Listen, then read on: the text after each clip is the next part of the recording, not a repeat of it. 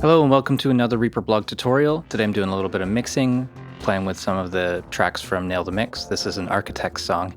And I thought this was a good example of where you might need a dynamic EQ on a kick drum. So let's just listen to this section of the song.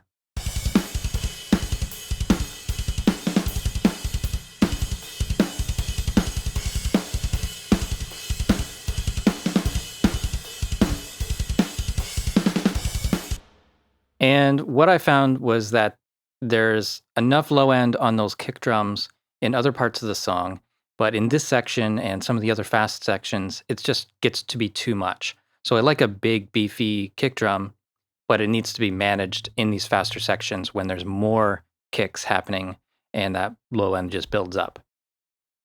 You may have seen that other video I did on why you shouldn't use ReaEQ as a dynamic EQ. But in this case, we're only working on the low frequencies. It's just the kick drum. We're looking at the kick bus. And by the way, if you don't have a subwoofer, you may not hear the difference. I'm not hearing a big difference in my headphones. But if you have in-ear headphones, or if you have a good monitoring system with a subwoofer, you should be able to hear this clearly cleaning up the mix. So we're using ReaEQ. We're taking band 1, and I'll show you what I did. So I'm going to enable it. We're going to play back that same section, and you'll hear how that low end kind of cleans up.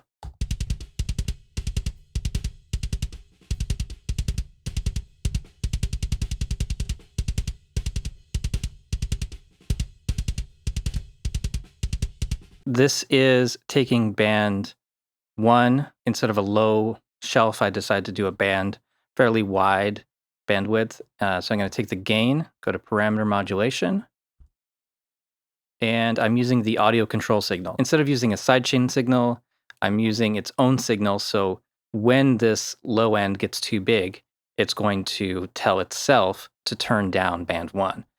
Setting the baseline volume at the middle, which will put that band at the 0 line, or the unity line. Doing a fairly slow attack, 200 milliseconds. I don't want every kick to be suppressed in the low end. It's really just these fast ones. So if there's multiple kicks happening within 200 milliseconds, then it's going to start sort of compressing that low end by just turning it down. Using a fairly slow release here as well, so 465 milliseconds. These next two settings here, minimum volume, maximum volume, I just left those on default because I find them to be very tricky to get right. This -24 doesn't relate to the gain that you have here. Setting this to -24 is not the same as setting this to -24. So if we set this to -6, that doesn't mean we're going to get only 6 dB of movement on the gain knob. It's relative to the input signal. So for this, we're just going to keep that on the default, and we'll control the amount that gain is going to be turned down by using the strength. It's very important that we have this on negative. If we had this on positive, it would actually boost the low end whenever there's a signal that passes the threshold. And if we had this on centered, it would be going up and down. It would start low and then go up high whenever there's a low frequency thump. Or really any input signal will make this move. And that's why I don't like to do this on mastering. For mastering, ReaEQ is a bad dynamic EQ. For just managing the kick drum, I think it works great. So I got this on negative and the strength at about 50%. So let's start it at 0 and then bring it in.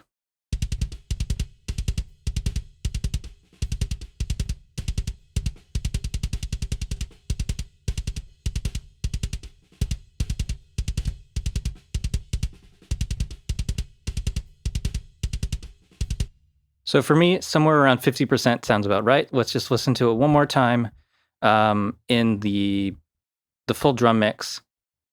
And we'll start it at 0 and then start cleaning it up by bringing it up too far and then back down to about 50%.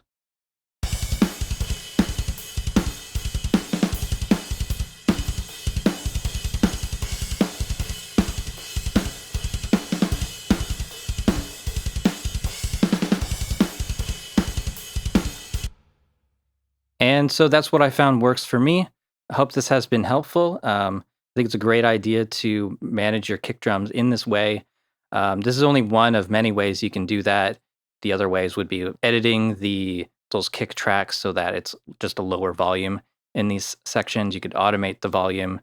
You could use a dedicated dynamic EQ. But this is just one way that I found works, and it was really quick to set up. So I hope this tip has been helpful, and that's it for this tutorial. Thank you so much for watching. Please subscribe to the channel if you haven't already. You can follow me on Facebook and Twitter. You can join our Facebook group, Reaper Blog Community. Support the Reaper Blog through Patreon, and visit reaperblog.net for a lot more tutorials.